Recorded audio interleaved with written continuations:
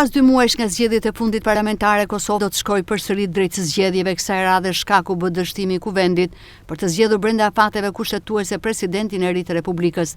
Shpërndarja e parlamentit dhe dekreti për zgjedhjet e reja parlamentare u njoftuan nga vetë presidentja Vjosa Osmani në një konferencë për shtyp.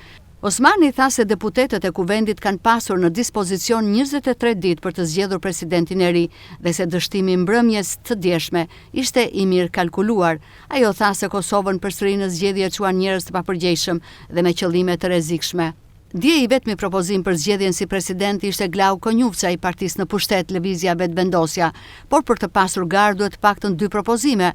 Në këto kushte presidentja Osmani solli në kuvend propozimin për ndryshime në kushtetut, duke kërkuar që zgjedhja e presidentit të Republikës të bëhej me votat e popullit dhe jo të parlamentit.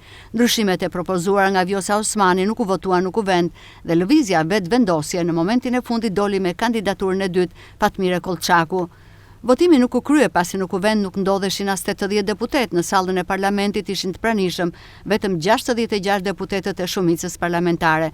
Kryetaria e kuvendit Albulena Argjiu nuk pati rrugdalje tjetër, vetëm se të ndërpriste seancën në mungesë të kuorumit. Pas mbylljes së seancës, kryetaria e kuvendit i është drejtuar gjykatës kushtetuese me kërkesë për t'i pezulluar afatet kushtetuese për zgjedhjen e presidentit.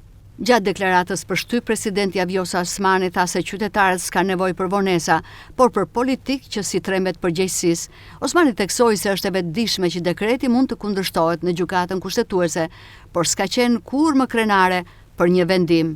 Vjosa Osmani ka deklaruar se Kosova do të shkojë përsëri në zgjedhje parlamentare pas dështimit të zgjedhjes së presidentit. Parlamenti është shpërndar pasi ligjvënësit dështuan deri mbrëm në mesnatë për të zgjedhur presidentin e ri të Republikës së Kosovës.